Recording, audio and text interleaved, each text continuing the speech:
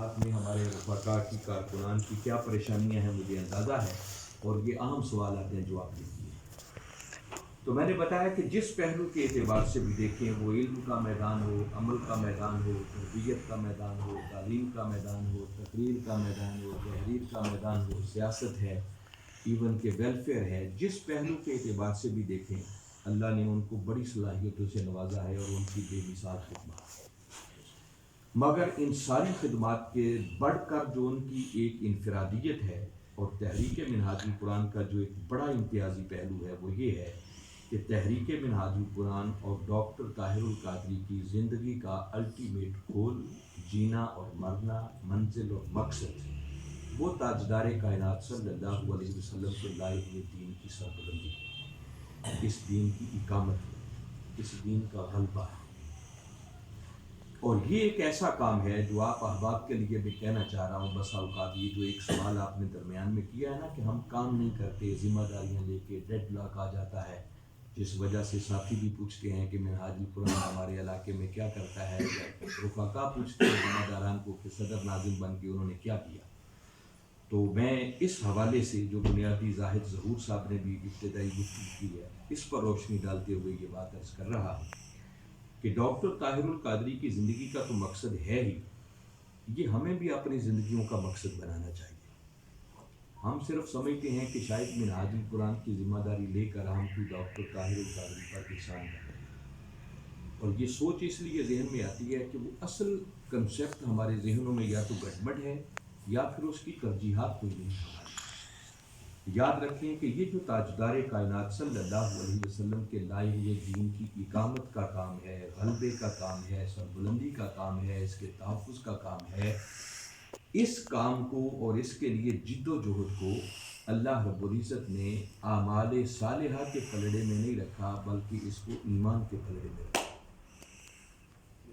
یہ میں نے بڑی اہم بات کی ہے، یعنی دیکھیے کامیابی کے لیے بنیادی دو چیزوں کی ضرورت ہوتی ہے، ایک ایمان چاہیے اور ایمان کے ساتھ ساتھ اعمال صالحہ چاہیے۔ ابھی تحریک کو آپ ایک طرف رکھیں، اوورآل جو قرآن ہمیں گائیڈ کرتا ہے، رہنمائی دیتا ہے، اس کی روشنی میں جو بات کر رہا ہوں، یہ 70 سے زیادہ آیات ہیں قرآن پاک کی جہاں اللہ رب العزت نے ایمان اور اعمال صالحہ کے حامل لوگوں کی کامیابی کا اور ان کو ملنے والے انعامات کا۔ تو کامیابی کے لیے بنیادی چیزیں دو ہیں، ایک ایمان ہے اور ایمان کے ساتھ اعمال صالحہ ہے۔ یہ آپ میں سے ہر شخص جانتا ہے کہ کوئی عمل قبول نہیں ہوتا جب تک ایمان نہ ہو۔ ایمان بنیاد ہے۔ اور اب میں دوبارہ اس جملے کو ریپیٹ کر رہا ہوں کہ کملی والے آقا صلی اللہ علیہ وسلم کے لائے ہوئے دین کی عظمت کے لیے، سربلندی کے لیے، دین کی اقامت کے لیے، دین کے غلبہ کے لیے، دین کے تحفظ کے لیے محنت، توجہ، جد و جہد، اس کام کو اللہ رب العزت نے اعمال صالحہ کے پلڑے میں نہیں رکھا، بلکہ اس کو ایمان کے پلڑے میں رکھا، جس کا مطلب یہ ہے جو میں یہ کہہ کے جو آپ لوگوں کو پیغام دینا چاہ رہا ہوں کہ اگر کسی شخص کی زندگی سے آقا کے دین کی فکر نکل جائے، اس دین کی اقامت کے لیے جد و جہد نکل جائے، وہ سمجھے کہ جائے باڑ میں دین، مجھے کیا ضرورت ہے، میں اپنا کاروبار کرتا ہوں، بزنس کرتا ہوں، زندگی ہے نا 50-60 سال گزار کے چلا جاتا ہوں، ایسے بندے کو رک کر اپنے ایمان کے بارے میں سوچنا چاہیے کہ اس کا ایمان بھی بچتا ہے یا نہیں بچتا ہے۔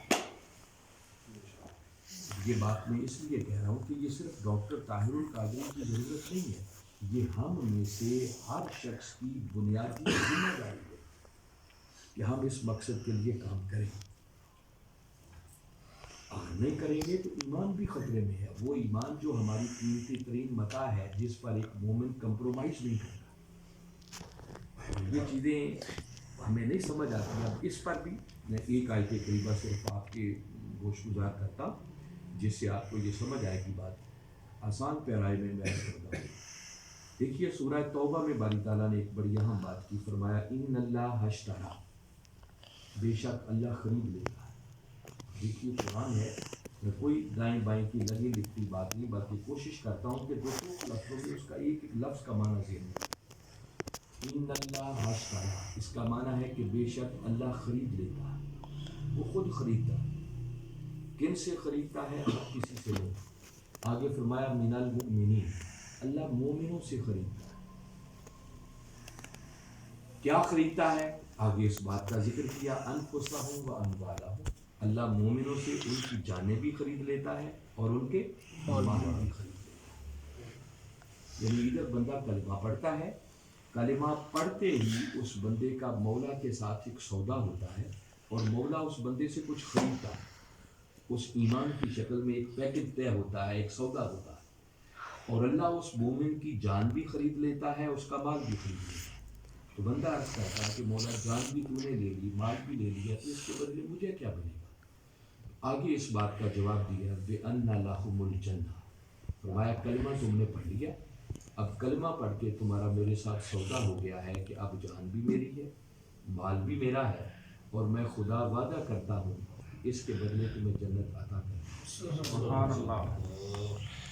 یعنی مومن بندہ وہ ہے ادھر کلمہ پڑھا، ادھر مولا کے ساتھ ایک سودا طے پاتا، مولا جان بھی تیری اور مال بھی تیری. اور اللہ اس کے ریسپانس میں آگے جواب دیتا ہے کہ بندے اگر یہ جان اور مال میرا ہو جائے تو میں خدا وعدہ کرتا ہوں اس کے بدلے تمہیں جنت عطا. اب میں بالکل سمپلی بتا رہا ہوں کہ اللہ ہماری جانوں اور مالوں کو خرید کے کرتا کیا ہے. اس نے شور روم تو بنایا ہوا کوئی نہیں جہاں اس نے ہماری جانیں اور مال سے بچا کے رکھ لیں. وہ کیا کرتا ہے؟ اس کو کہیں ضرورت نہیں ہے. وہ کہتا ہے میرا ایک منشا ہے کہ میں نے انسانوں کو زندگی گزارنے کے لیے ایک نظام دیا ہے جس کو دین اسلام کہا ہے، جس کو دین حق کہا. میں یہ چاہتا ہوں کہ اب کلمہ تم نے پڑھ لیا ہے، تمہارا سودا ہو گیا کہ اب اس دین کی اقامت، دین کے غلبے اور دین کی سربلندی کے لیے تم اپنا مال، یعنی میری دی ہوئی ہر نعمت، بھلے وہ پیسے ہیں، بھلے وہ وقت ہے، بھلے وہ صلاحیتیں ہیں، یا کوئی نعمت بھی اللہ نے دی، فرمایا اب تم ادھر لگاؤ گے.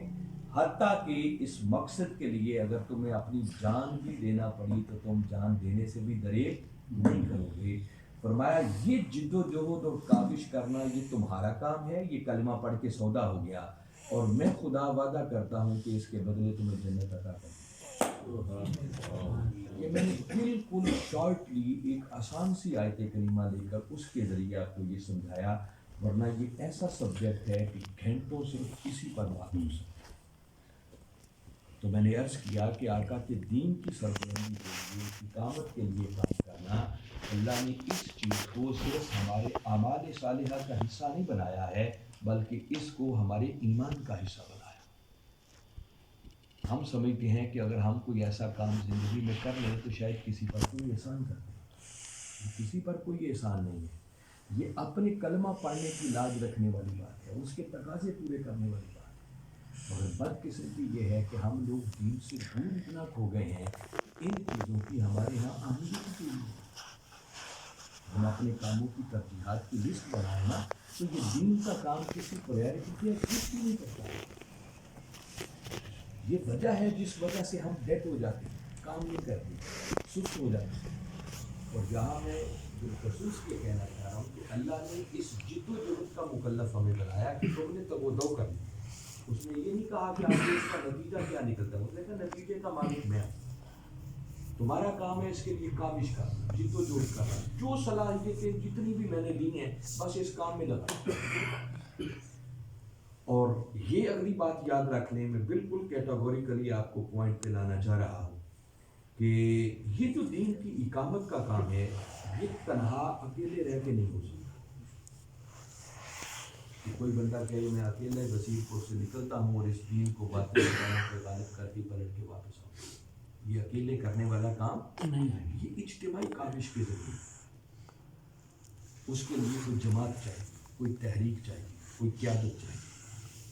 اور میں اگر شارٹلی بالکل مختصر کرتے ہوئے بتاؤں، اس تقاضے کو پورا کرتے ہوئے جب ہم نے اپنے حالات میں آ کر گرد و پیش کے حالات کا جائزہ لیا، کون ہے جو سب سے بہتر آقا کے دین کی سربلندی کے لیے کام کر رہا ہے، تو میں علی وجہ البصیرت پورے شرح صدر کے ساتھ کہہ رہا ہوں کہ اگر صحیح معنوں میں آقا کے دین کی اقامت اور سربلندی کے لیے اگر کوئی تحریک کام کر رہی ہے، اس تحریک کا نام ہے تحریک منہاج القرآن.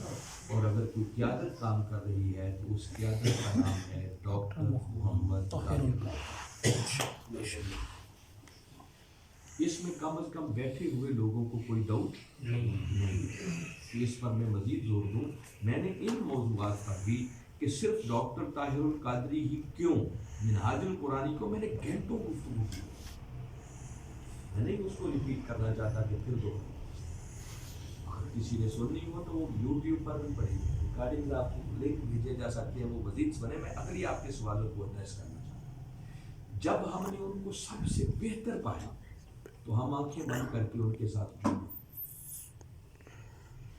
تحریک منہاج القرآن کو جوائن کر لیا، اور جب تحریک کے ساتھ جڑ گئے ڈاکٹر طاہر القادری کے ساتھ اب ہمارا رشتہ یہ بنا کہ ڈاکٹر طاہر القادری ہمارے قائد ہیں اور ہم ان کے کارکن،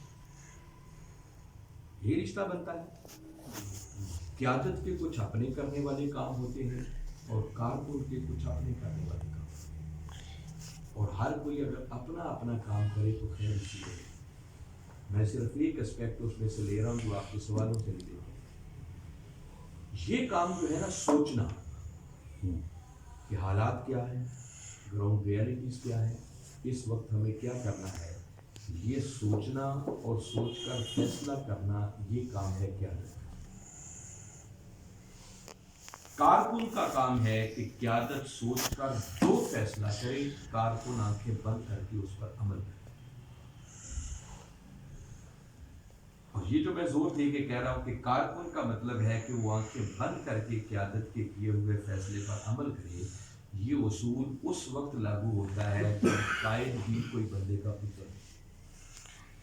بدقسمتی یہ ہے کہ ہمارے ہاں ہر چیز کے تصورات ہی بدل گئے، زوال ہے ہر وقت۔ یہ لیڈرشپ ایک الگ سبجیکٹ ہے۔ ہم سمجھتے ہیں جو پرائم منسٹر بن گیا، جو صدر بن گیا، یا کوئی ایم این اے یا وہ لیڈر ہے۔ لیڈر ان چیزوں کا نام نہیں ہے۔ لیڈر وہ ہوتا ہے جو قوم کو لیڈ کرتا ہے، چیٹ نہیں کرتا۔ لیڈر کا ایک اپنا کردار ہوتا ہے۔ لیڈر پوری قوم کے لیے، کارکنان کے لیے ایک رول ماڈل ہوتا ہے۔ صرف ان 3 جملوں کی روشنی میں دیکھیں جن کو ہم لیڈر سمجھتے ہیں، کوئی لیڈر کہلانے کا حقدار ہے نہیں۔ کسی کا کوئی کردار، کوئی رول ماڈل ہو، کوئی لیڈ کرتا، ہر کوئی چیٹ کرتا۔ کائنات کے اندر سب سے بڑے لیڈر اگر دیکھنے ہیں، نہ جن سے پہلے کوئی آیا نہ اس کے بعد کوئی قیامت تک آ سکتا ہے، اس عظیم لیڈر کا محمد مصطفیٰ صلی اللہ علیہ وسلم۔ تفصیل میں نہیں جاتا، لیڈر دیکھنا ہو تو لیڈر قائد اعظم محمد علی جناح ہے، اور اس دور میں اگر کوئی لیڈر دیکھنا ہے تو لیڈر کا نام ڈاکٹر محمد طاہر القادری۔ جب لیڈر ایسا مل جائے تو کارکن وہ ہوتا ہے کہ لیڈر جو فیصلہ کرے، کارکن آنکھیں بند کر کے اس پر عمل کرے۔ یہ جو ہمارے ذہنوں میں پریشانیاں آتی ہیں، سوالات پیدا ہوتے ہیں نا، ان پریشانیوں کا نسخہ اور حل آپ کو دے رہا ہوں۔ ان پریشانیوں سے جان چھوٹ جائے گی، یہ تب چھوٹ سکتی ہے بشرطے کہ ہم کارکن بن کے رہیں۔ یا تو ان کو اپنا قائد نہ مانے، اور اگر ان کو قائد مان لیا ہے تو الحمدللہ قیادت ہمارے اندر موجود ہے، ان کی رہنمائی، ان کی مشاورت وقت ہمیں دستیاب ہے۔ اور پھر جب ایسی قیادت مل جائے تو یاد رکھیں اللہ کو ان کو ایک خاص نور بصیرت پیدا کرتا ہے۔ ان کا ویژن ہم جیسا ویژن نہیں ہوتا۔ شاید اسی لیے میرے آقا صلی اللہ علیہ وسلم نے فرمایا تھا کہ مومن کی فراست سے ڈرو، وہ اللہ کے نور سے دیکھتا ہے۔ اور اللہ نے جو ہمیں قائد عطا کیا ہے نا، وہ اتنا ویژنری قائد ہے کہ وہ باتیں جو لوگوں کو کئی سالوں کے بعد جا کے سمجھ میں آتی ہیں نا، وہ پہلے دیکھ بھی رہے ہوتے ہیں اور وہ بتا بھی رہے ہوتے ہیں۔ ہمارے قائد کی زندگی ایک پوری تاریخ ہے، انہوں نے کب کس موقع پر کیا فرمایا، اس وقت لوگوں کو سمجھ میں نہیں آئی، علماء نے مخالفت کی، فتوے لگانے شروع کر دیے، مگر جنہوں نے فتوے لگائے کوئی 6 ماہ گزار سکا، کوئی 2 سال گزار سکا۔ جن باتوں پر فتوے لگائے تھے انہوں نے وہی کام خود کرنا شروع کر دیا۔ پولیٹیکل حالات ہیں، اسی کو سامنے رکھتے ہوئے اگر 3-4 ایسے میں موٹی باتیں کروں تو آپ کے قائد کا ویژن کیا ہے؟ کبھی سوچیں، جب پی ٹی آئی کی حکومت تھی، عمران خان صاحب وزیر اعظم تھے، بڑا پیک کا دور تھا، ہر کسی کی زبان پر ایک بات تھی کہ تبدیلی آ نہیں رہی بلکہ تبدیلی آ رہی ہے۔ ان حالات میں قبلہ حضور نے فرمایا تھا کہ انتظار کرو یہ تبدیلی ہوا میں اڑ گئی. کیا خیال ہے, اڑ گئی ہے یا نہیں؟ اڑ گئی. اس وقت لوگوں کو سمجھ نہیں آتی. ہمارے کارکنان کو غصہ آتا تھا کہ ڈاکٹر صاحب ایسی بات کیوں. عمران خان صاحب ہمارے انکل ہیں, اللہ نے ان کو وزیر اعظم بنا دیا, بس انقلاب تو آیا ہی آیا. اور آپ نے کچھ سادہ روایتی جملہ بھی بولا تھا کہ ان کی حکومت جلدی گرا دی جائے. فرمایا تھا تبدیلی ہوا میں اڑ جائے. ان کے جملے کو سامنے رکھیں اور آج کے حالات دیکھیں, رت کی برابر بھی فرق نظر نہیں آتا. کسی صاحب کے لیے آپ نے فرمایا تھا کہ یہ جو کچھ ہو رہا ہے میں دیکھ رہا ہوں, یہ پنشمنٹ نہیں ہے, سیٹلمنٹ ہے. یاد ہے آپ نے فرمایا کہ ان کو ڈرائی کلین کر کے چلا ہے. آپ نے فرمایا کہ ان قریب اس قوم سے احتجاج کا حق چھین لیا جائے. آپ نے ایک دلچسپ بات فرمائی تھی کہ تلاشی نواز شریف کی ہوگی, پیسے عمران خان کی. فوج کو پنجاب پولیس بنایا جائے گا. میں نے ایسے یہ 3-4 باتیں آپ کو بتائی ہیں تاکہ آپ کو بتاؤں کہ آپ کا قائد کوئی عام روایتی قائد نہیں ہے. صدیوں بعد ایسی شخصیات پیدا ہوئی. جب ایسے قیادت کے ساتھ آپ جڑ جائیں تو کارکن وہ ہے کہ جو آنکھیں بند کر کے پھر قیادت کے فیصلے پر عمل کرے. اس فیصلے کی حکمت سمجھ آ جائے تو اللہ کا شکر ادا کرے, اور اگر کبھی سمجھ نہ آئے تو صرف اتنا سوچ کے خود کو مطمئن کر لیں کہ میری قیادت کا فیصلہ ہے, مجھے سمجھ میں نہیں آ رہا مگر اس کے پیچھے کوئی نہ کوئی حکمت ضرور ہو.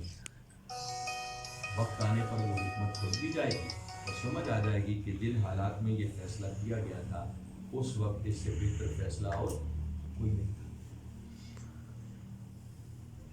اگر آپ اس اصول کو پلے باندھ لیں گے نا تو زندگی میں کبھی پریشانی آپ کے قریب نہیں آئے گی. مثلا کارکن پریشان ہے, جیسے آپ لوگوں نے سوالات کیے, میں اس کو تھوڑا اور ایکسٹینڈ کر دیتا ہوں. آپ نے تو صرف پولیٹیکل حالات کی بات کی ہے نا ابھی, کہ الیکشن میں جو نتائج نہیں ملے یا کارکن پریشان پہلے تو اس پر ہوتا ہے کہ کئی سالوں سے پاکستان کے حالات بڑے بگڑ ہوئے ہیں, تو ڈاکٹر صاحب آتے کیوں نہیں؟ اب ہم دھرنے کیوں نہیں دیتے, احتجاج کیوں نہیں کرتے, اب سڑکوں پر کیوں نہیں دیتے؟ پھر دوسرا سوال کارکن کے ذہن میں ہے کہ ڈاکٹر صاحب کا بیانیہ تھا کہ جب تک یہ کرپٹ سسٹم موجود ہے روڈ الیکشن لڑنے کوئی نتیجہ نہیں ہے. جب یہ بیانیہ ہے تو پھر ہم نے خود حصہ کیوں لیا؟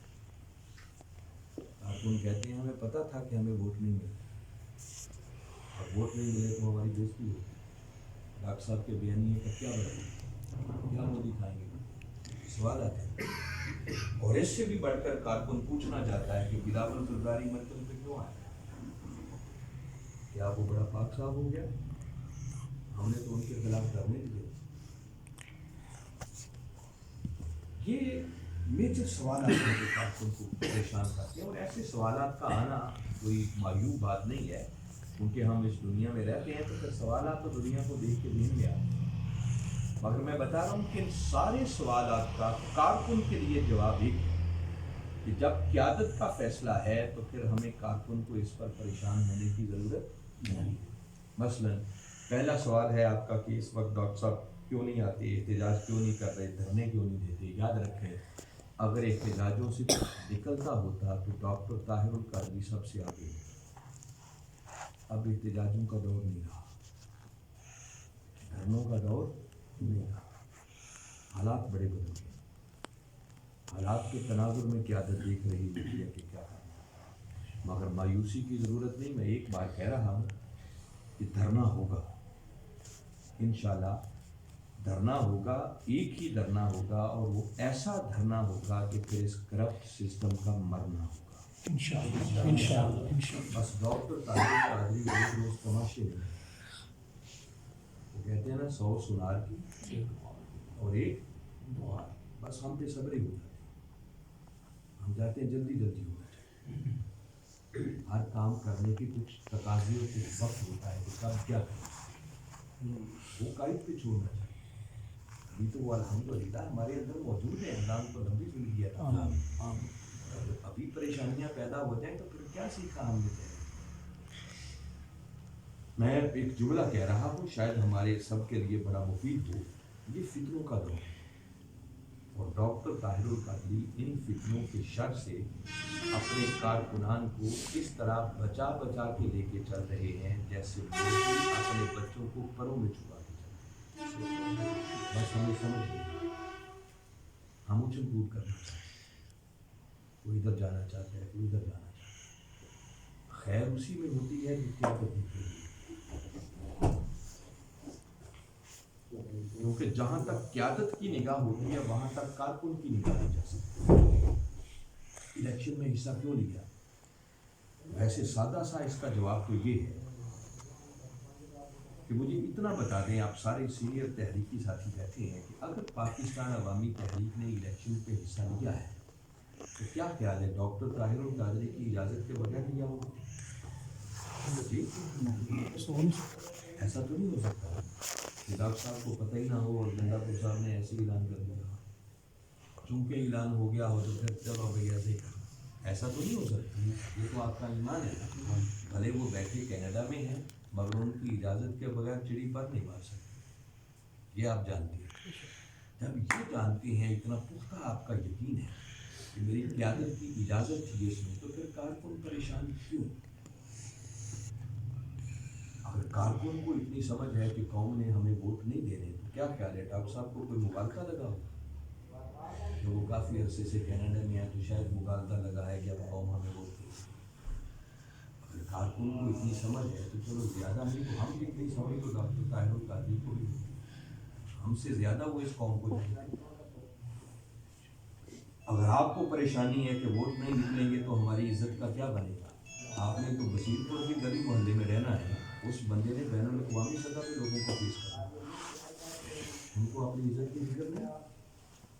اگر آپ کو ان کا بیانیہ یاد ہے کہ یہ بیان انہوں نے دیا تھا کہ جب تک کرپٹ سسٹم ہے کوئی نتیجہ نہیں نکلے گا، اگر آپ کو اتنا یاد ہے تو جس بندے نے بیان دیا تھا کیا ان کو بھول گیا ہوگا؟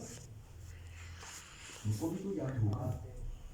مگر ان ساری چیزوں کے باوجود اگر ان کو پتہ تھی اور پھر بھی انہوں نے اجازت دی ہے کہ پیٹ جنرل الیکشنز میں حصہ لے، تو کارکن کو سوچنا چاہیے کہ کوئی نہ کوئی حکمت تو اس کے پیچھے بھی ضرور ہوگی، اور ہر وقت ہر حکمت کارکن کو بتانا ضروری، کچھ چیزیں بتانے والی ہوتی ہیں، کچھ بتانے والی نہیں ہوتی۔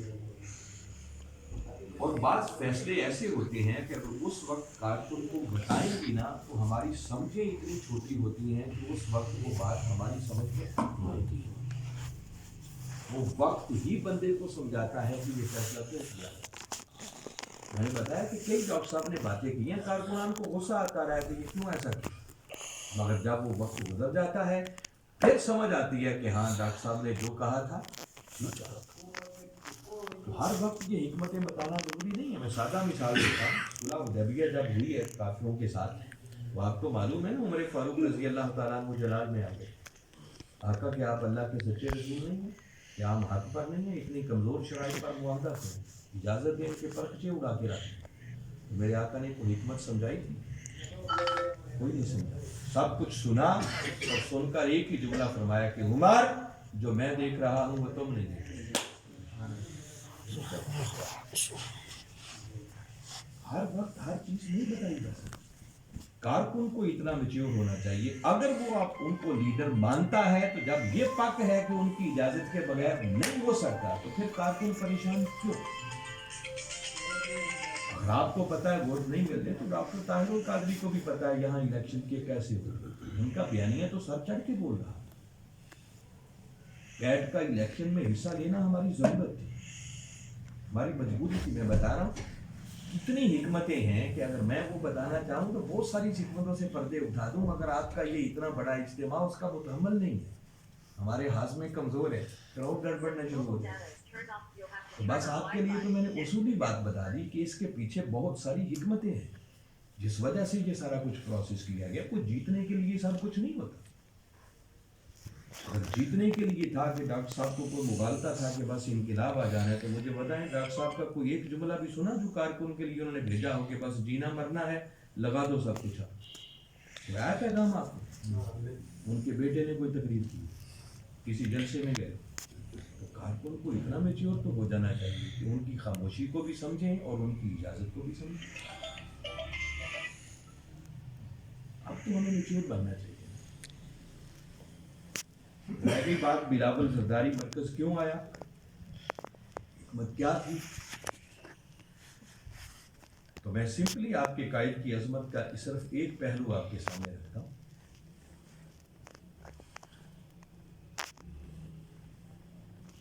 इतराज कर देना तो बड़ा आसान काम है। मैंने खुद अपने कायद के जुबानी अपने कानों से ये जुमला सुना और बहुत फरमाया। कहते बेटे, मैंने जिंदगी में आज तक कोई ऐसा काम नहीं किया कि जिस काम के करते हुए मेरे सामने कुरान या कमली वाले आका सल्लल्लाहु अलैहि वसल्लम की सुन्नत की दलील पहुंची। तो बड़े फैसले ना, वो कहते जिंदगी में मैंने कभी वो काम नहीं। अगर अचानक वो कहते लोग क्योंकि पूछते नहीं है, मुझे बताने की जरूरत नहीं पड़ती। अगर कोई अचानक किसी दिन मुझे पूछे कि आपने फलां वक्त ये काम किया था तो कोई दलील, वो कहते हैं उस पर कुरान भी बता सकता हूँ, आका की सुन्नत भी बता सकता हूँ। अल्लाह ने ऐसी क़यादत आपको अता की है। क्या ख्याल है, फोन साइलेंट नहीं, ये एक ही बार कर लेते सारे? ये साइलेंट हो गया है।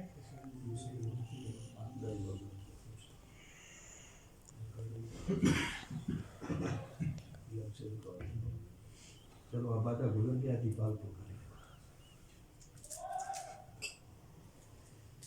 क्या ख्याल है भाई, हो गए हैं? अब किसी का फोन नहीं बजना चाहिए, ठीक है?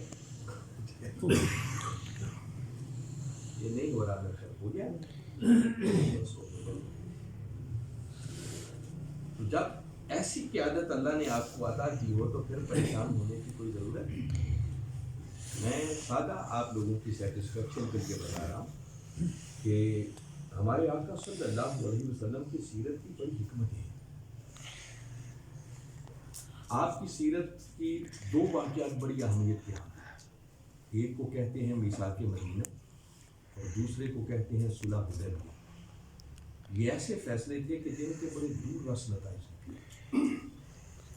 और मैं अगर सिंपली एक जुमले में इसकी हिकमत अमली बताना चाहूँ तो याद रखें, हमारे आका सल्लल्लाहु अलैहि वसल्लम की हिकमत अमली ये थी। उस दौर में बड़े दुश्मन दो थे।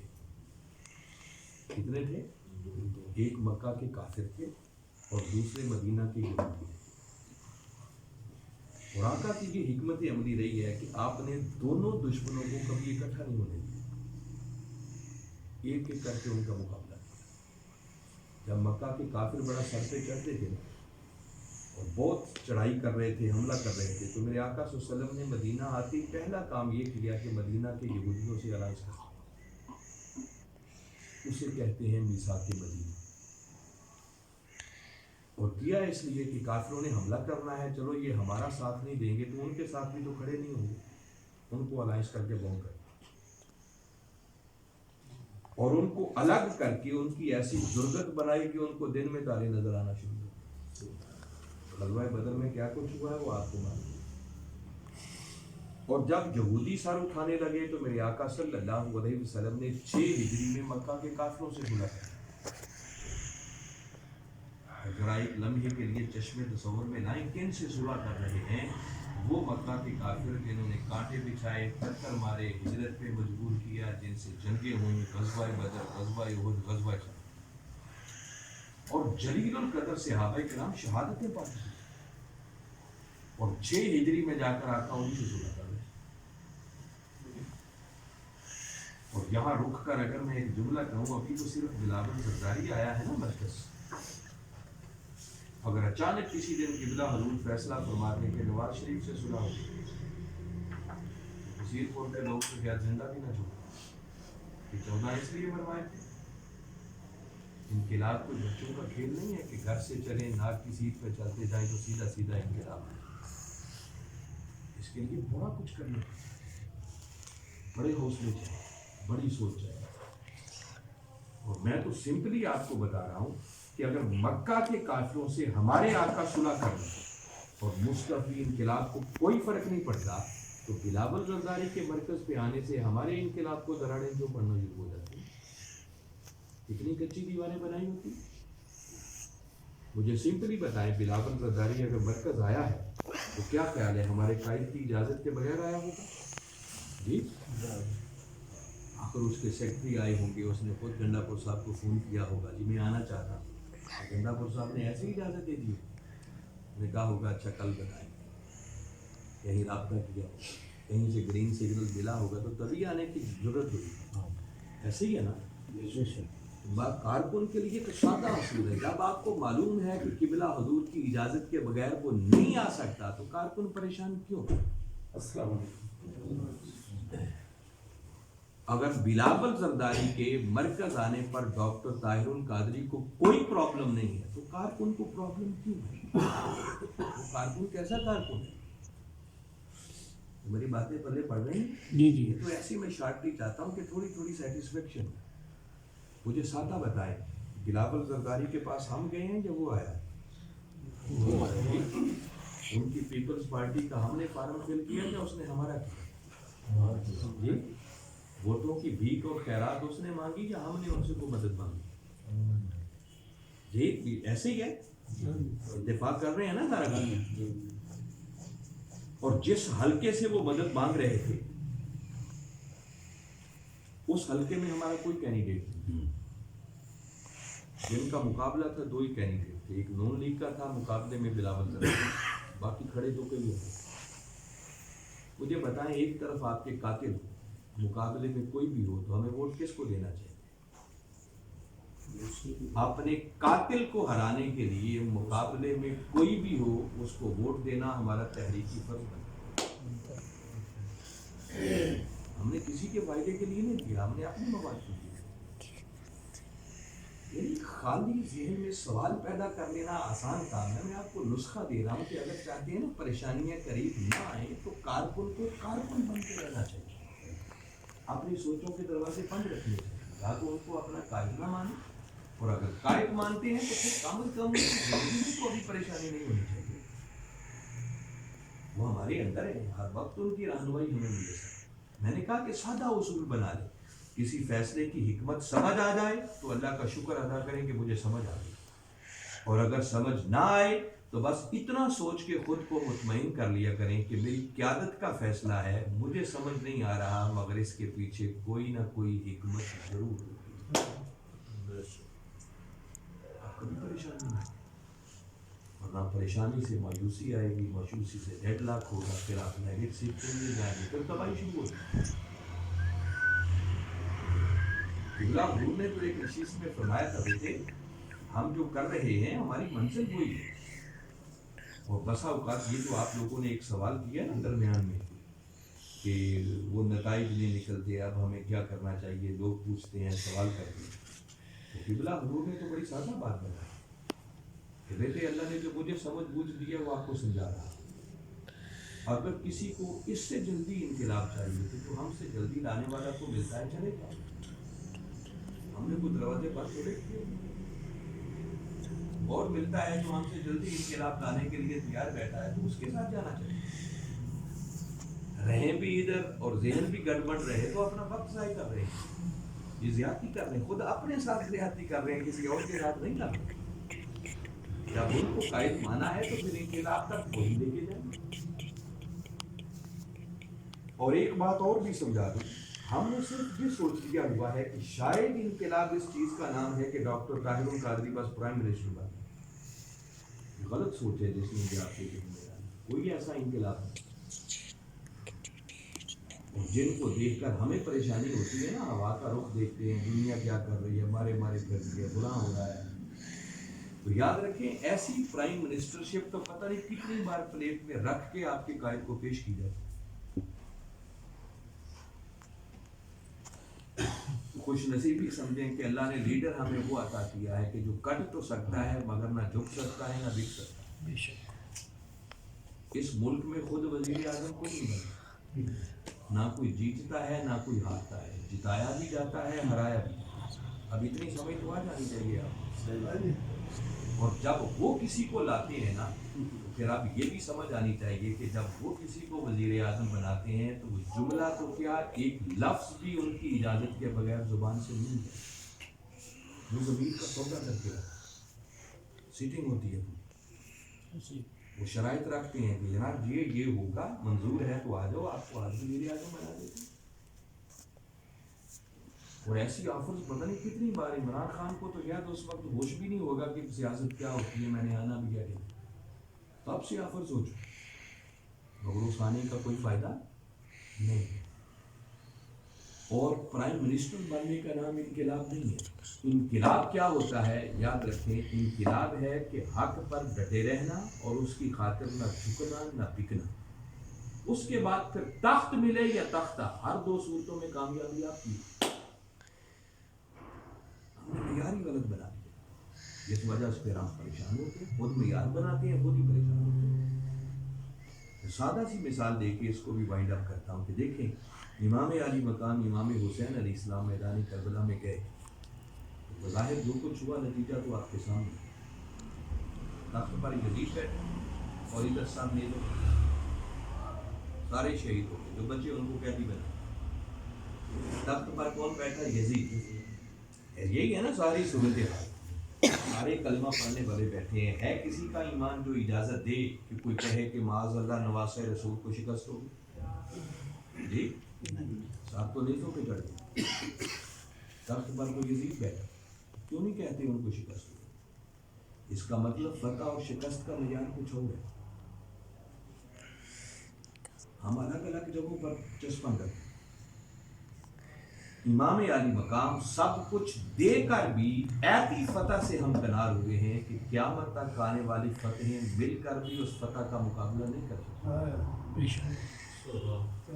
انہوں نے سب کچھ دینا گوارا کر لیا مگر نہ جھکے نہ بکے۔ یہ انقلاب، یہ وجہ ہے کہ کوئی نہیں کہتا ہم کو شکست ہوئی، بلکہ یہ بات ہر کوئی کہتا ہے کہ قتل حسین اصل میں مر گئی، اسلام زندہ ہوتا ہے ہر طرح۔ اس لیے میں کہہ رہا ہوں کہ اللہ نے ہمیں جد و جہد کا مکلف بنایا ہے، نتائج پیدا کرنے کا مکلف نہیں بنایا، نتیجے کا مالک اللہ ہے۔ انقلاب کب آنا ہے یہ خدا بہتر جانتا ہے، اس کو کبھی وقت کے پیمانے میں نہیں توڑتا، اور اگر ہماری نظروں کے سامنے وہ نہیں ہوتا تو آپ سمجھے ناکام ہو گئے، تو اس سے بڑی اپنی غلط فہمی رکھتے ہیں۔ مجھے بتائیں مکہ کب فتح ہوا تھا؟ 8 ہجری۔ کب فتح ہوا؟ 8 ہجری سے پہلے جن کی شہادتیں ہو گئی انہوں نے مکہ فتح ہوتا ہوا اپنی آنکھوں سے نہیں دیکھا، مگر انہوں نے گھر بار چھوڑے، رشتہ دار چھوڑے، اولادیں چھوڑی، کاروبار چھوڑے، بزنس چھوڑے، حتیٰ کہ اپنی جان ہی کو نہیں، مگر مکہ فتح ہوتا ہوا انہوں نے نہیں دیکھا۔ کیا خیال ہے وہ ناکام ہو گئے؟ ابھی قرآن سے پوچھیں، قرآن جب ان کا ذکر کرتا ہے نا تو قرآن کہتا ہے بس سابقون الاولون، فرمایا وہ پہلے قربانیاں دیتے ہیں، بعد والے کروڑ مرتبہ بھی پیدا ہو کے آ جائیں تو ان کا مقابلہ نہیں کر سکتے، وہ شروع ہو۔ اس لیے وقت کے پیمانوں میں ایسی چیزوں کو نہیں ناپتے، کب نتائج پیدا ہونے ہیں اس کا مالک اللہ ہے۔ اس نے ہمیں یہ کہا ہے کہ اس مقصد کے لیے تمہارا کام ہے جد و جہد کرنا، اگر تم جد و جہد کرو گے تو تم سرخرو ہو جاؤ گے، تم سے جنت کا وعدہ ہے، کامیابی کا پتہ ہے۔ مجھے بتائیں اللہ چاہے تو اس کے لیے کیا مشکل ہے، لمحے کے اندر وہ انقلاب لا سکتا ہے یا نہیں لا سکتا؟ وہ نہیں لاتا تو اس کا مطلب اس کا نظام ہے، اور اس کا نظام کیا ہے؟ اس نے قرآن میں لکھا ہوا ہے کہ جب تک قوم نہ اٹھے، لیڈر الٹا بھی لٹک جائے تو انقلاب نہیں آ سکتا۔ وہ اپنا نظام بدل دے، وہ نہیں بدلتا اپنا، کہتا قوم کو اٹھنا ہو۔ ان اللہ لا یغیر ما بکم حتی یغیروا ما بانفسہم، خدا نے آج تک اس قوم کی حالت نہیں بدلی، نہ ہو جس کو خیال آپ اپنی حالت کی بدلی۔ مجھے بتائیں قوم اٹھی؟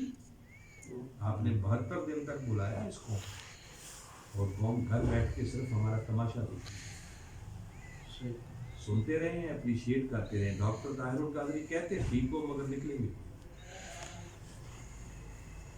ابھی ویٹ کر رہا ہوں، ہم جلد بازی کا شکار ہیں۔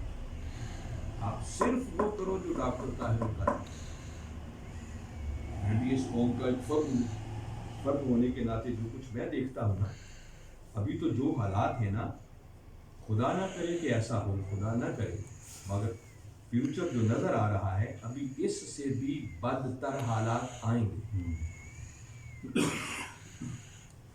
قوم غفلت کی نیند سوتی ہے نا تو چھوٹے موٹے واقعات سے بیدار نہیں ہوتی. تو بڑا ایکسیڈنٹ ہے, بڑا حادثہ ہے, پھر قوم اٹھتی ہے. حالات قوم کو اٹھائیں, اور آپ کہیں کہ اگر حالات اتنے ابتر ہوں گے تو انقلابی جد و جہد کا کیا بنے گا؟ کوئی مایوسی وہ کبھی قریب بھی نہیں آنی چاہیے. انقلاب آتا ہی تب ہے جب امید کے سارے دروازے بند ہوتے ہیں. آپ ان حالات میں اپنا کام کرتے ہیں, جو آپ کا قائد کہتا ہے وہ کرے. سمجھ میں آتا ہے تو ٹھیک, نہیں آتا تو مطمئن رہیں کہ میری قیادت کہہ رہی ہے, خیر اسی میں. بس ہم اپنی عقلوں کے گھوڑے دوڑاتے ہیں, اور دوڑاتے اس لیے ہیں کہ ہم دنیا میں رہتے ہیں, دنیا کی تغوطوں کو دیکھتے ہیں, ان کے حالات کو رخ دیکھتے ہیں. بھلے ساری قومی ایک طرف ہوتی ہے, وہ تو قرآن اکثر کہتا ہے اکثر اگر اکثریت ہی دیکھتے تو مکہ میں جو کچھ تھا تو پھر اکثریت کے پیچھے چلنا چاہیے تھا. آپ کیوں اپنے پیچھے؟ میں بتا رہا ہوں ایسی شخصیات صدیوں کے بعد پیدا ہوتی ہیں جو قوم کی مخالف سمت کھڑی ہو جاتی ہے, اور ان کو حق کا راہ دکھا رہی ہوتی ہیں کہ اس وقت کدھر جانا ہے. لہٰذا اس میں پریشانی کی ضرورت نہیں ہے. میں بتا رہا ہوں کہ جب ان سے بہتر قائد کوئی نہیں ہے, اس سے بہتر مشن کوئی نہیں ہے, تو بس آپ اپنی جد و جہد پوری کرتے چلے جائیں. ابھی تو آپ سے بڑا کیا بھی کچھ نہیں رہ کے آپ نہیں ووٹ ملے تو کیا پرابلم ہے؟ جو ہم چاہتے تھے مقاصد پورے ہو گئے.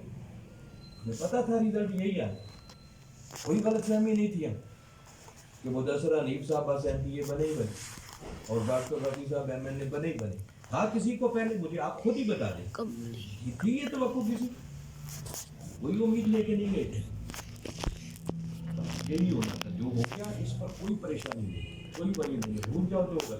یہ سمجھیں آپ انقلاب کا سفر بڑا لمبا ہے, یہ درمیان میں مختلف ایسی بس کھیل تماشے ہیں, ان کو انجوائے کیا کرو. اس کو جینا مرنا مت بنا, جب بنانا ہوگا وہ بتائیں گے کہ کب کیا کریں. قوم ہمارا تماشا دیکھتے رہیے, آپ قوم کا تماشا بھی دیکھیں, انجوائے کریں. اب قوم کے ساتھ کیا ہو, قوم بھوکتے گیا. میں بتا رہا ہوں سمت میں جا نہیں رہا. قرآن کی آیتیں ہیں, جب کو اللہ اس طرح کا نمائندہ بھیجتی ہے نا, اور قوم جب ان کا انکار کرتی ہے تو پھر وہ کبھی اللہ کے عذاب سے قوم بچ نہیں سکتی.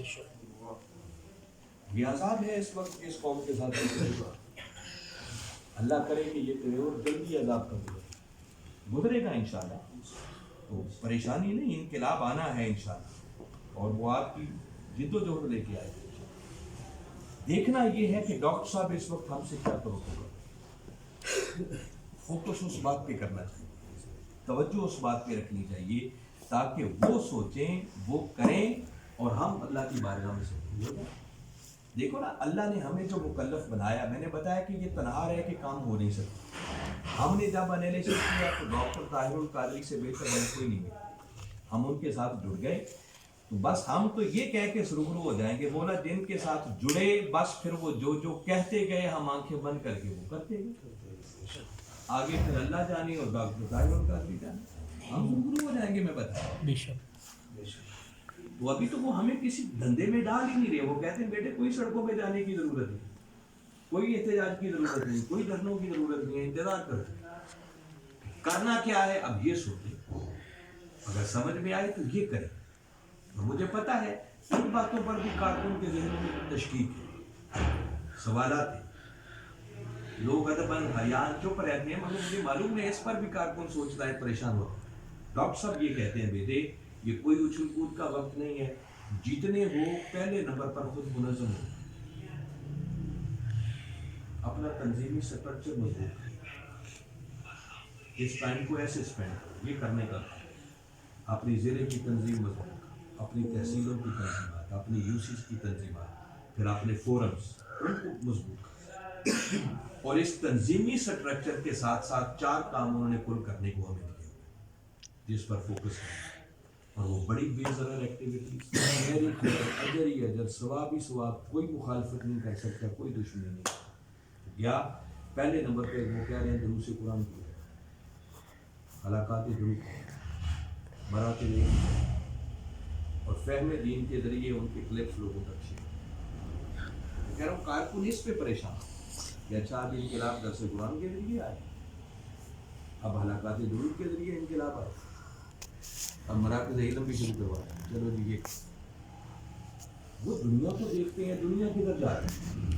ڈاکٹر طاہر القادری کی بات ان کی سمجھ میں نہیں آتی کہ ہمیں کس دھندے پہ لگایا ہوا ہے. انقلاب کیا ان چیزوں کے ذریعے آنا؟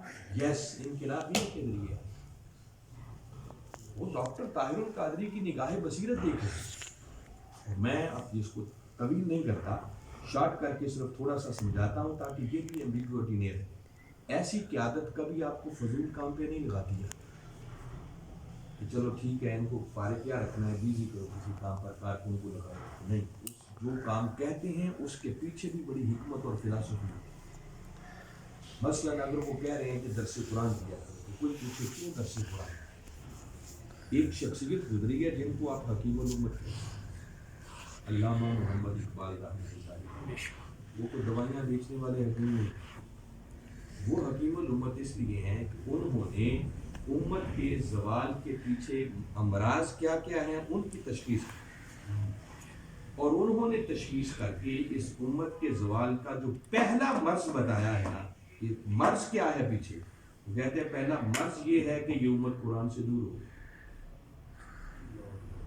اقبال کہتا ہے وہ معزز کے زمانے میں مسلمان ہو کر اور ہم خار ہوئے قرآن کو ترک کیا. ذلت و رسوائی ہمارا مقدر ہے. آپ اپنے زمانوں میں جھانک کر دیکھیں اور بحثیت امت جائزہ لیں. کتنے ہیں جن کو ڈھنگ سے اپنی کتاب پڑھنا آ جائے تو سمجھ کوئی نہیں اس میں لکھا جائے. بدبختی نہیں ہوگی تو کیا ہوگا. علامہ اقبال نے مرض بتایا ہے, مگر خالی مرض بتانے سے شفا نہیں ملتی, پھر اس کا کوئی علاج چاہیے. ڈاکٹر طاہر القادری اس کا علاج دے رہا ہے کہ اگر مرض یہ ہے کہ امت قرآن سے دور ہے تو کوئی تو ہونا چاہیے جو اس امت کو قرآن کی طرف بلانے والا جوڑے گا کون. یہ بھی کام تو کسی نے کرنا ہے. اور مجھے بتائیں, ہمارے مشن کا نام ہی منہاج القرآن ہے. یہ کام اگر ہم نہیں کریں گے کیا خیال ہے ریپبلکن پارٹی کی نوکری اور ثابت ہم نہیں آتا. ہم یہ کرنے کے لیے ابھی تو ہم کہہ رہے ہیں تحصیل میں ایک درس قرآن کریں, یہ تو ہر یونین کونسل اور ہر گاؤں میں بھی شروع ہو جائے تو یہ بھی کوئی تیر مارنے والی بات نہیں ہے. اتنی ضرورت ہے. ہم تھوڑا سا کر لیں پھر سمجھتے ہیں احسان کر رہے ہیں. میں کہہ رہا ہوں احسان نہیں ہے, یہ اپنے ایمان کے تقاضوں کو پورا کرنے والی بات. دوسرا کام وہ کہہ رہے ہیں حلقات درود کھولو. کیوں کھولو؟ حکیم الامت نے بتایا کہ دوسرا مرض یہ ہے کہ ہم آقا کے قدموں سے دور ہو. ان کی شاعری بھری پڑی ہے اس تشخیص. عالم کفر کی سازش رہی ہے کہ عشق رسول ان کے دلوں سے نکلا. فاقہ کش جو موت سے ڈرتا نہیں رہا, روح محمد اس کے بدن سے نکلا. اور اقبال زور دیتا ہے کہ قوت عشق سے ہر فصل کو بالا کر دہر میں اس میں محمد سے کبھی وہ کہتے ہیں کہ محمد سے وفات ہوئی. الغرض ان کی شاعری بری. ڈاکٹر اقبال نے مرض بتایا ہے اور ڈاکٹر طاہر القادری اس کا علاج دے رہا ہے کہ اگر مرض یہ ہے تو مرکز پہ گوشہ درود قائم کر دیا, کارکنان کو حلقات درود پہ لگا دیا. بیٹے اٹھتے بیٹھتے چلتے پھرتے ہفتہ وار 15 روزہ حلقات درود کھولو, کثرت سے درود پاک پڑھو. اس وظیفے سے بڑھ کر کوئی نسخہ نہیں ہے جو تمہیں پھر آقا کے قدموں سے جوڑے. ہم کہتے ہیں انقلاب اسی کیسے. اب بھائی کسی کے لگ گئے ہیں تو بس پھر اس کے پیچھے چلتے جائیں. تیسرا وہ کہہ رہے ہیں مراکز علم کھولو. کیوں کھولو؟ اس قوم میں شعور نام کی کوئی شے ہے. اگر شعور ہوتا تو یہ برے دن دیکھنے نصیب نہ ہوتا. ہمارے یہاں کالجز ہیں, یونیورسٹیاں ہیں, ڈگریاں ملتی ہیں. یہ ڈگری کر لو تو یہ نوکری, یہ ڈگری کرو تو یہ نوکری. اب تو نوکریاں بھی کوئی نہیں ملتی. رہ گیا شعور تو وہ تو یونیورسٹیوں میں جنازہ نکل جاتا ہے, رہا سہا بھی ختم ہو جاتا. ڈاکٹر طاہر القادری کا کہنا ہے کہ اس جہالت کا صرف شکوہ نہیں کرنا چاہیے, شکوے کی بجائے اپنے حصے کی شمع روشن کرنی چاہیے. وہ اپنے کارکنان کو کہہ رہے ہیں بیٹے گھر گھر مراکز علم کھولو, حساب دیکھ گئے 8-10 لوگ بیٹھو, پڑھو پڑھاؤ. ہمارا کام قدم اٹھانا ہے, کرم کے دروازے کھولنا اللہ کا کام ہے. اس دور میں کیا ضرورت ہے اس پر اپنا کام کریں. جس جہالت کے دور میں ہمارے آقا صلی اللہ علیہ وسلم تشریف لائے کو سوچ سکتا ہے اللہ نے پہلی وہی بھیجی کہ اقرا پڑھو. حکمت ہے ان کاموں کے پیچھے. ہم فوری نتائج چاہتے ہیں. اور چوتھا کام وہ کہہ رہے ہیں اگر حالات بدلنے ہیں تو پھر ڈائریکٹ میری آواز اس قوم کے ہر فرد تک پہنچاؤ. کلپس ان کی آتی ہیں وہ کہتے ہیں شیئر کرو ایک پراپر طریقے کے ساتھ. شیئر کرنا تو بڑی دور کی بات ہے. اب ہمارے پاس خود سننے کے لیے بھی وقت کوئی نہیں اور انتظار ہے انقلاب. یہ 4 کام ہیں اور ان چاروں کاموں کے بعد وہ کہتے بیٹے یہ کام کرتے رہنا ہے. ان حالات کے اندر اس سے زیادہ کی ضرورت نہیں ہے. پھر جو لوگ درس قرآن میں آئیں, جو لوگ حلقات درود میں آئیں, جو مراکز علم میں آئیں, جن کو آپ اپنے کلپس سنوائیں, پھر ان میں سے ایک ایک بندے پر محنت کرو اور محنت کر کے ان کو اپنے مشن کا حصہ دو. کیا کرو؟ ان کو اپنے مشن کا اپنی تعداد بڑھاؤ. وہ کروڑ نمازیوں کی طرف اپنے سفر کو جاری رکھیں. یہ جو آپ کہتے ہیں نا ایک فروری میں نہیں ہے, یہ غلط بات ہے جو کہتا ہے صرف فروری میں ہم اس مہم پر زور دیں. نہیں, آپ کو اگر یاد ہے آپ کی تنظیم نو کے بعد جو پہلا اجلاس میں نے آپ کے دیپال پور میں کیا تھا, گن کے بتایا تھا کہ ہم نے کام کرنے کیا کیا, اور ان سارے کاموں کا الٹیمیٹ ریزلٹ بھی اس وقت بتایا تھا کہ ہم چاہتے یہ ہیں یہ سارے کام, بھلے ہم تنظیمیں بناتے ہیں, بھلے ہم ورکر کنونشن کرتے ہیں, درس قرآن کرتے ہیں, حلقات درود کھولتے ہیں, مراکز علم کھولتے ہیں, ہمارا الٹیمیٹ گول یہ ہے کہ یہ کام دعوت کا ذریعہ بنے اور ان کے ذریعے لوگوں کو دعوت دے کے اپنے مشن میں شامل کریں. آپ کے ماہانہ بیسس پر ٹارگٹ ہوگا پورا سال. یہ مہم سارا سال چلتی ہے. فروری پہ زور اس لیے دیتے ہیں کہ قائد کی برتھ ڈے کا مہینہ, دیکھو نا آقا کی محبت, آقا کا عشق سارا سال وہ ہمارا ایمان ہے. اگر وہ دل سے نکل جائے تو ایمان نہیں بچتا ہے, مگر جب ربیع الاول کا مہینہ آتا ہے تو اس پہ کوئی نکھار آتا ہے یا نہیں آتا؟ پھر حالات ہی کچھ اور بنتے. اسی طرح جب قائد محترم کی برتھ ڈے کا مہینہ, برتھ ڈے میں لوگ تحفے لے کے جاتے ہیں مگر وہ تحفہ کوئی نہیں کہتا. وہ کہتے ہیں مجھے یہ بتاؤ کتنے لوگوں کو شامل ہیں. یہ ایک موٹیویشن کا باعث بنتا ہے. ہم چاہتے ہیں کہ فروری کے مہینے میں اتنا زور لگاؤ کہ سال بھر میں بھی اگر کمی رہ گئی ہے تو اس مہینے میں نکال دو, اس کو پورا کر دو. رفاقت کو پیسے جمع کرنے کے لیے نہیں ہے.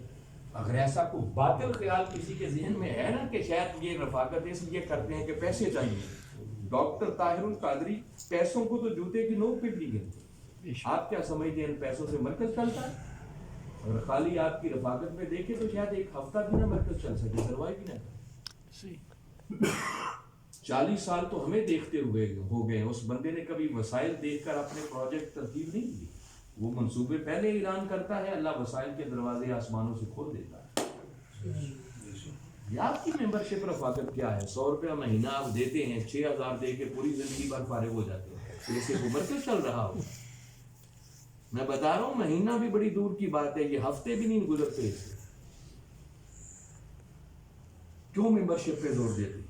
سن لیں, جب ایک بڑا ویسے بھی واپس آ گئے, جی ہاں, آدھا تنظیموں کو دے دیتے ہیں کہ بھائی آپ اس پر اپنے کام کریں.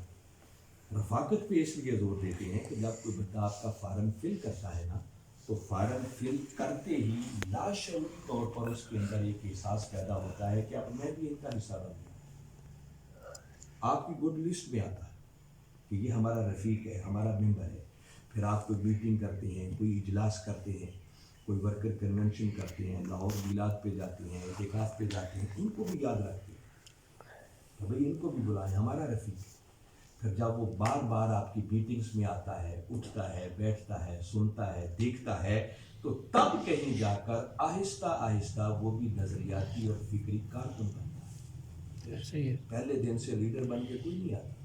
اور اگر آپ اس کا دروازہ ہی نہیں کھول رہے آنے کا, وہ اون ہی نہیں کرتا کہ میں بھی ان کا ہوں, آپ کی لسٹ میں وہ نہیں ہے, پہلا قدم ہی نہیں آپ اٹھنے دے رہے, تو کل نظریاتی اور فکری کارکن کیسے بنے گا؟ بھائی کوئی تو کرائیٹیریا ہونا چاہیے نا جس پہ آپ گن سکیں کہ ہم کتنا آگے بڑھے, کتنے لوگ ہمارے ساتھ شامل ہیں. جو آپ کا 100 روپیہ دے کے فارم فل نہیں کرتا، کل آپ کے لیے جان کیا دے گا؟ کہاں آپ کاؤنٹنگ کریں گے؟ کیسے گنتی کریں گے؟ رہ گئی اگلی بات، تو وہ بھی سن لیں. ہمارا ایمان ہے، عقیدہ ہے، افرادی قوت اپنی جگہ پر، وہ کام ہوتا رہے گا. اس کے لیے محنت کرنی ہے، ایک ایک بندے پر اپنے حلقہ یا احباب کو سامنے رکھنا. مجھے معلوم ہے آپ کہیں گے لوگ مانتے نہیں ہیں. نہیں، مانتے ہیں، لیکن ہم منوانے کے لیے وہ محنت نہیں کرتے، نکلتے نہیں. ہم اندر سے چونکہ خود ڈاؤٹ فل ہوتے ہیں، اندر سوالات ہیں، تشکیک ہے، تو دوسروں کو کیا دعوت دیں؟ بالکل اس وجہ سے کام کوئی نہیں ہوتا. پرابلمز، پریشانیاں، لوگوں کے کویسچنس اپنی جگہ، لیکن اگر اللہ نے